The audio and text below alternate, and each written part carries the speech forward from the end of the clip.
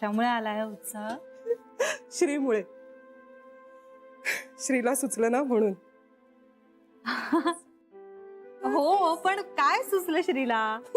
हेच की मला काय अ, काय मला तुम्हाला? बाहेर घेऊन जायचं. पण बाहेर जाऊन काय केलं? हे कुणाकडे बोलायचं नाही, अगदी जान्हवीलाही सांगायचं नाही. काही नाही. काही नाही. मग बरं कसं वाटायला लागलं?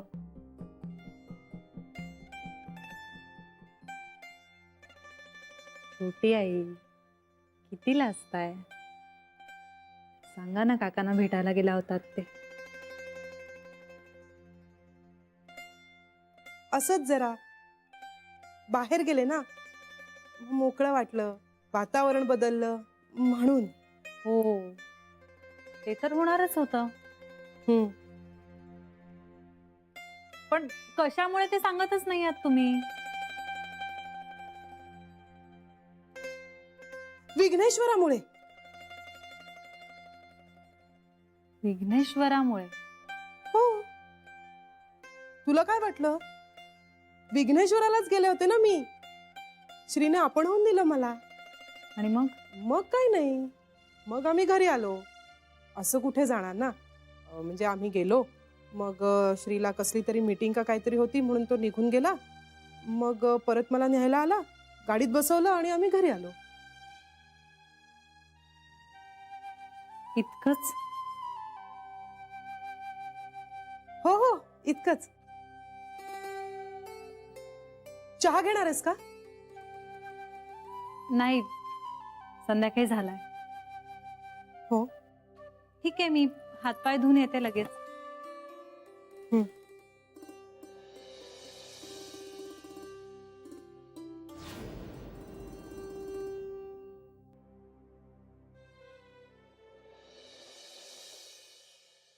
अच्छा, तर मग निघा आता तुम्ही. तुम्हाला भेटून छान वाटलं. असंच अधून मधून भेटत राहूया. हो का? अच्छा, बरं, बाय. हो, तुम्हाला हेटाळणी सुद्धा कळत नाही का? काय काय शिकवायचं तुम्हाला? आणि तुम्ही तर शिकवणीचे पैसे देखील देत नाही आहात. हो, आता काय झालं आपटे? झालं काहीच नाही. अहो, हे माझ्या आयुष्यात असं पहिल्यांदाच झालंय की मी एवढे प्रयत्न करूनही काहीच झालं नाही. आपल्या बिझनेस बद्दल आपण पहिल्या दिवशी जिथे होतो ना, तिथेच आहोत अजूनही. पुढे काही होतच नाहीये. हे बघा आपटे, तुमचा राग मी समजू शकतो, पण फायनान्सर कोण आहे हे कळल्याशिवाय आपल्या बिझनेसचं काही घडणार नाही. कारण मला ताई सुद्धा तेच विचारत होती आणि भाऊजींना सुद्धा फायनान्सर कोण आहे हे कळल्याशिवाय ते काहीच करणार नाहीत. अरे अरे अरे अरे अरे अरे, पैसा पैसा. माणसाचा माणसावर विश्वासच राहिलेला नाहीये.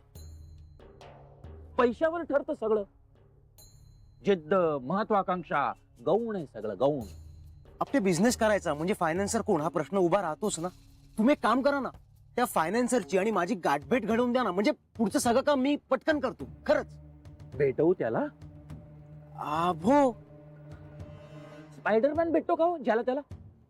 काय? स्पायडरमॅन तो भेटतो का कोणाला? नाही ना. पण ज्यांच्या आयुष्यात जातो त्यांचं आयुष्य बदलून टाकतो. तसाच आहे आपला फायनान्सर, ज्याला त्याला भेटत नाही तो. बरं, मग त्यांचा नंबर मला देता का? म्हणजे मग मी बोलून घेईन फोनवर.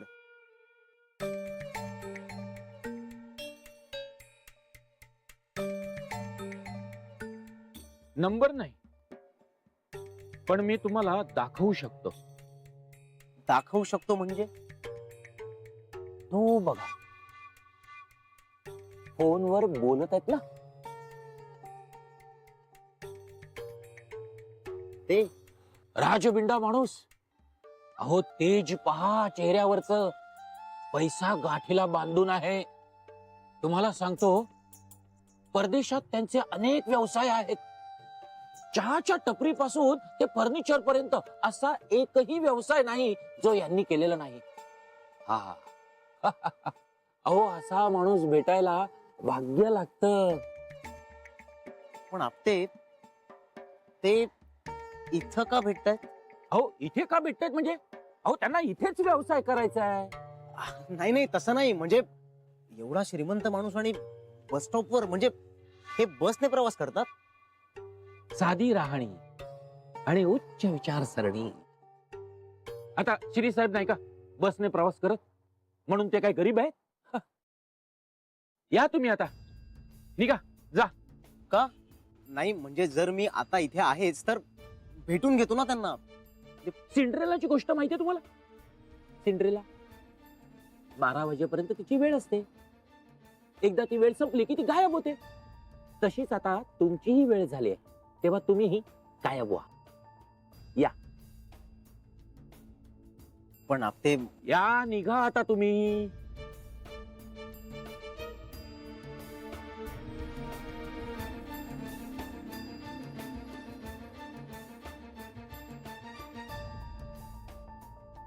Okay.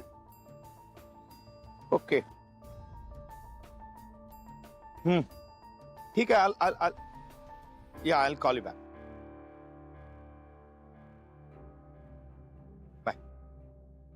हाय हाय हाय हाय. अरे बापरे, हे हे हाताला काय झालं तुमच्या? मार काय? मोठ्या माणसाचं लक्षण आहे हो. अहो मला यातलं बरंच कळतं बरं का. तीळ आणि खुणा याचं एक शास्त्र आहे, सामुद्रिक शास्त्र. मला त्यातलं खूप कळतं. एक मिनिट इकडे.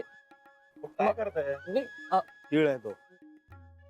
मानेवर तीळ म्हणजे हातावर मार्क आणि मानेवर तीळ. तुम्ही रोज पिता का हो? काय काय काय चाललंय तुमचं?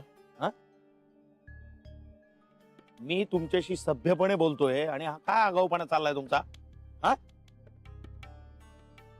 Mannerless. नाही आता यात रागवण्यासारखं काय? अहो काय चाललंय तुमचं हे? तुमची माझी ओळख तरी आहे का? Please behave your self. अंतर ठेवून बोला.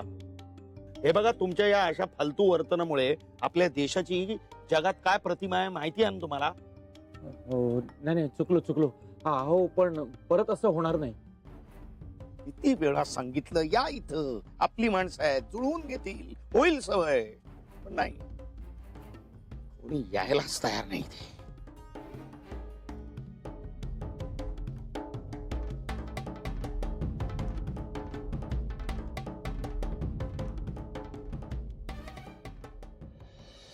श्री बोलणार आहे, तू काहीच बोलत नाहीयेस. दिवसभर बोलून बोलून दमलोय ग. एवढं कुणाशी बोललास? कुणाची म्हणजे काय, माणसांची. मला वाटलं तूही विघ्नेश्वराशी बोलून आलायस की काय. छे, काहीतरी काय. छे छे. मग कसं झालं दर्शन?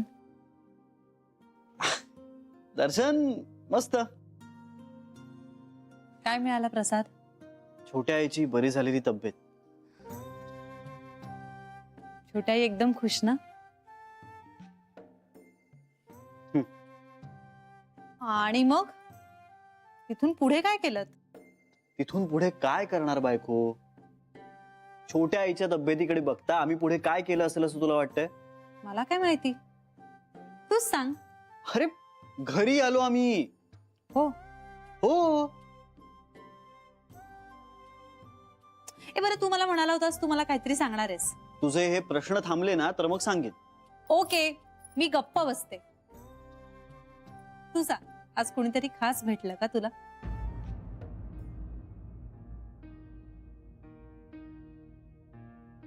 असा काय बघतोयस? तूच म्हणाला होतास फोनवर. अगं तो तुझा मित्र मनीष भेटला होता. मनीष? हा, अगं ऑफिस मध्ये इंटरव्ह्यूला आला होता. बिचारीची स्थिती फार वाईट आहे ग. म्हणजे मी जॉब त्यालाच दिला, तो डिझर्विंग होताच. अरे वा, बरं झालं. मनीषला जॉब मिळाला हे खूप बरं झालं. हो ना, म्हणजे हे असं जॉबलेस घरी बसणं आत्ताच्या काळात फार कठीण आहे.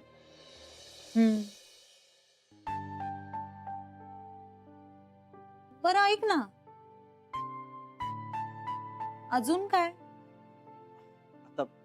आता अजून काय अच्छा, म्हणजे हेच सांगणार होतास का तू? प्रश्न मंजुषे?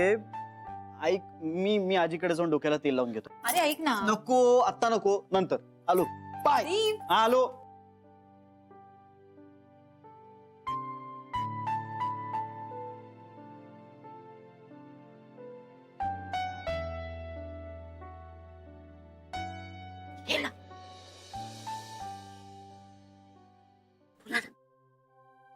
जान्हवी, अरे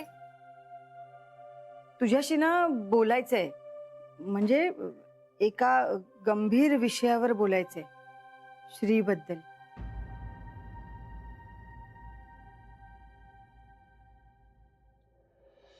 तुम्ही हात जोडू नका हो, मला नाही आवडत असा हात जोडलेलं कोणी. ठीक आहे, मी तुमचे पाय धरतो अहो, मग. तुम्ही काय करताय? काय करताय? अहो प्लीज स्टॉप दिस. अहो, माफी मागण्याची तिसरी कोणती पद्धत आहे मला माहित नाहीये. हो पण मी अहो, हे सगळं करावं लागतं स्वतःसाठी, हे सगळं करावं लागतं. You stop this please. Please get up. आधी असं वागायचंच कशाला? जेणेकरून माफी मागायची पाळी यावी. जीप जीप फार वाईट आहे हो जीप माझी. आता बघा ना, मी तुम्हाला चुकून काहीतरी बोललो तर मला तुमचे पाय धरायलाच हवे, नाहीतर झोप लागत नाही हो मला. एक काम करा, तुमचे सगळे अवयव एकदा चेक करून बघा. हात, पाय, कान, जीभ आणि आता झोप. नाही, तुमचा प्रत्येक अवयव तुम्हाला आता त्रास द्यायला लागलाय, नाही का? कसं बोललात, कसं बोललात? अहो, कसं नीट समजवताय तुम्ही मला. अहो, अशा प्रेमासाठीच मी आसुसलेलो आहे. फार दुःख सोसलंय हो. फार एकटा पडलोय मी. दिवस दिवस माझ्याशी बोलायला कोणीही नसतं, म्हणून म्हणून अशी जवळीक साधली जाते. हो हो, पण मला नाही आवडत ते. प्लीज. नाही होणार, पुन्हा असं होणार नाही. मी शब्द देतो तुम्हाला. अहो, खरंच सांगतो, माझी बायको गेली. अहो, पण ती देखील मला ना खूप छळायची, पण तिला मी शब्द दिला चांगला वागेन म्हणून. पण आता ती सारखी सारखी छळत नाही मला. माझी बायको मला सोडून गेली. वर मुलगाही गेला परदेशी. आता मी एकटाच आहे हो. आणि एकटेपणाचं दुःख काय असतं ते तुम्हाला नाही कळणार.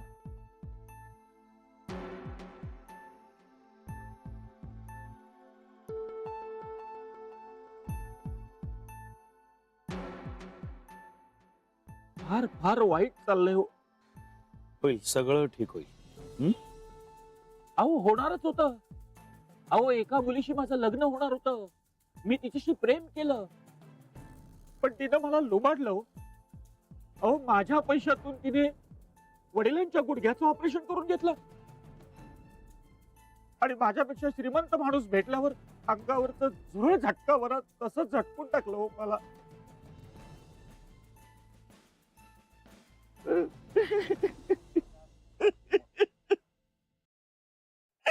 रुबाला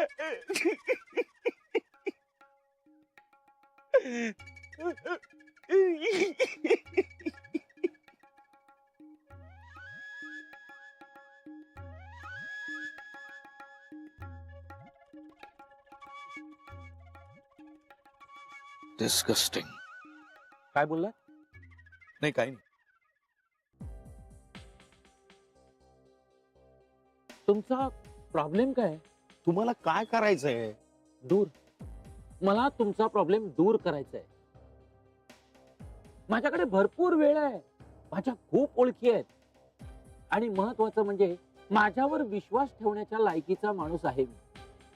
त्यामुळे एक नाही म्हणजे एकंदरीत तुमच्या हालचालीवरून फोनशी निगडीत काहीतरी तुमचा प्रॉब्लेम आहे असं वाटतंय मला. नाही म्हणजे तुम्ही सांगितलात मला तर तो mind your on business please. Business. मला बिझनेसच करायचंय तुमच्या बरोबर. पाहुणे पाहुणे ऐका पाहुणे.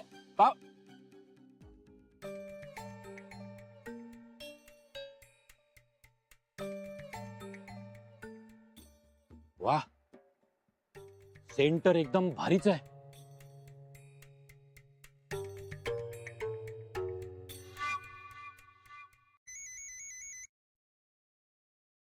हॅलो. काय म्हणतेस? बरी आहे. मला पूर्वीचे दिवस आठवतात. म्हणजे आपलं लग्न ठरलं होतं ना तेव्हाचे. आपण एकमेकांशी बोलतोय, एकमेकांना भेटतोय, घरी सगळ्यांना ठाऊक असायचं. खूप छान वाटायचं ना तेव्हा. आणि मधल्या वेळात पुन्हा एकदा चोरून भेटण्याचा अनुभव आला नाही का? मला नकोय तो अनुभव. आज आपण भेटलो ते श्रीमुळे. श्री कधी स्वप्नात सुद्धा वाटलं नव्हतं की एक दिवस आपला श्री तुला माझ्याकडे असा घेऊन येईल. हुशार आहे पोरगा. मग लहानाचा मोठा कोणी केलाय त्याला? आम्ही सगळ्यांनी मिळून. पण ना आईंचा थोडा जास्त प्रभाव आहे त्याच्यावर. ते दिसतच ग त्याच्या वागण्यातून. आणि बोलणं अगदी दादासारखं. अगदी म्हणजे मिश्रण आहे दोघांचं. हुशार आहे, हुशार आहे. असायलाच हवा. हो, एवढी मोठी कंपनी इतक्या लहान वयापासून स्वतः चालवतोय. काय खायचं काम आहे का? तेच म्हणतोय ना मी. दादाचं बरंच काही उतरलंय त्याच्यात. पण कधी कधी श्रीचंही डोकं तापतं हा अचानक. तेव्हा मग आईंचंही ऐकत नाही. स्वतःचा मुद्दाच खरा करतो. म्हणजे नेमकी एवढी एकच गोष्ट उचलली वाटतं काकाची. असं नाही काही. तुम्ही ऐकताना हल्ली माझं ऐकताना. आणि काय हो, नाही आज रात्री इतक्या एवढा वेळ काढून माझ्याशी आरामात गप्पा मारताय. ती नाहीये वाटतं जवळ.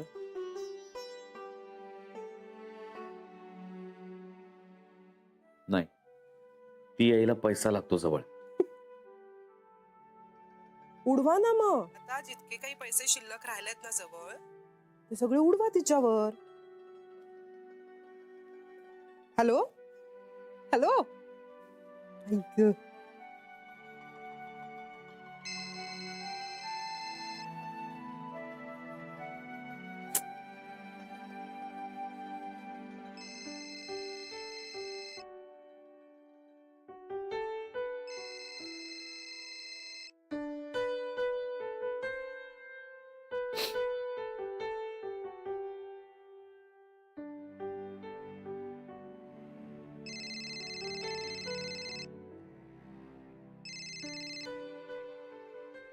काय काय झालं? हे बघ, तुला फक्त या विषयावरच बोलायचं असेल तर आपण नंतर बोलू.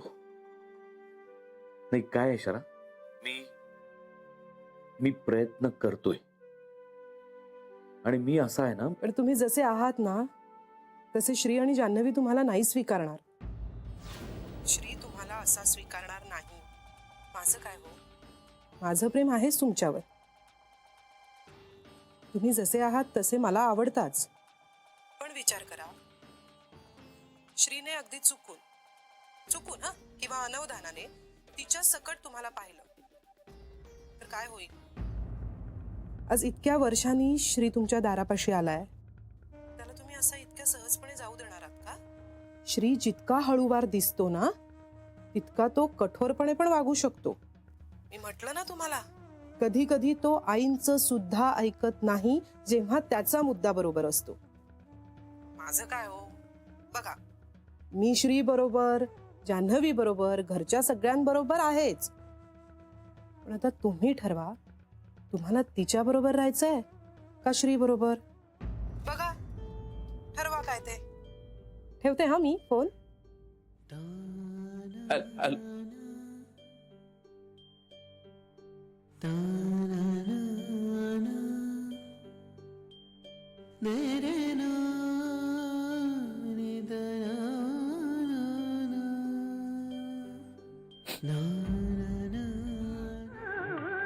दिसला मग तो देवकी नंदन अनमी डोळे मिटले ग मी मज हरपून. वा वा. श्री, तुला ती ढॅण गाणी आवडत नाहीत. नशीब माझं. शांतता. आईजी, तुला माहितीये मला शांतता खूप आवडते. म्हणजे थोडा वेळ आवाज दंगा ह्यात मन रमेलही, पण शेवटी शांतता हवी. आईजी आपलं घर किती शांत असतं ना तरीही उबदार असतं नाही. म्हणजे बाहेरच्या लोकांना तर वाटेल या घरात माणसं राहतात की नाही. त्याचं काय आहे, श्री? शांतता भंगणं फार सोपं असतं. त्यात आपल्या घरात इतकी माणसं, कुणा दोघांचे सूर वेगळे लागले की कलकलाट होतो. ती शांतता राखून ठेवणं फार कष्ट लागतात. आपल्या घरात असंच झालं होतं. काही जणांमुळे घर बेसूर झालं होतं. ती माणसं सुधारण्यातली नव्हतीच, पण तरीही त्यांच्यासाठी या घराचं दार पुन्हा उघडणं शक्य नाही हेही तितकंच खरं. असं करताना आई म्हणून मला किती दुःख झालं असेल हे माझं मला माहिती. पण पुन्हा त्या अग्निदिव्यातून जायची न इच्छा उरलीये न ताकद. आईजी तू आता काय म्हणतेस हे कळतंय मला, पण या घरात पुन्हा ती परिस्थिती मी येऊ देणार नाही हे नक्की.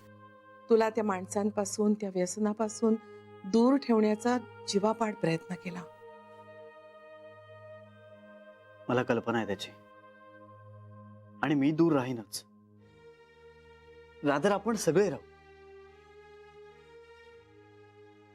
एक विचारू, गैरसमज टळतील. विचार ना. तू शरीरला घातलेली शपथ मागे का घेतलीस?